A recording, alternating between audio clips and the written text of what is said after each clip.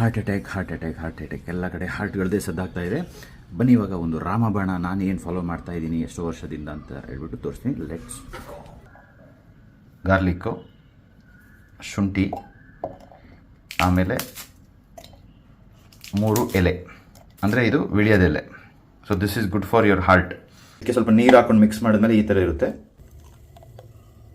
ಅದಿದ್ದು ಇಷ್ಟೇ. ಅದಕ್ಕೆ ನೀರು ಆ್ಯಡ್ ಮಾಡ್ಕೊಂಡು ಕುಡಿತಾ ಇದ್ದೀನಿ. ಯಾಕಂದರೆ ನನಗೆ ತುಂಬ ವರ್ಷಗಳಿಂದ ಈ ರಾ ಕುಡಿದ ಅಭ್ಯಾಸ ಇಲ್ಲ.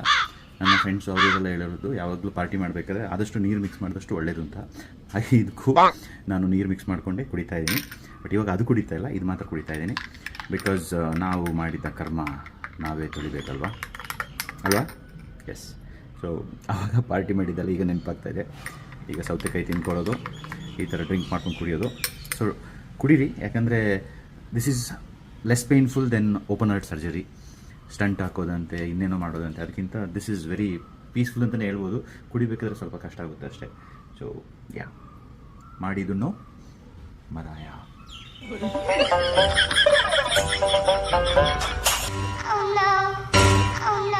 ಇದೆಲ್ಲ ಆದಮೇಲೆ ಉಪ್ಪಿನಕಾಯಿ ಬೇಕು ಅಂತ ಅನಿಸುತ್ತೆ. But that's okay.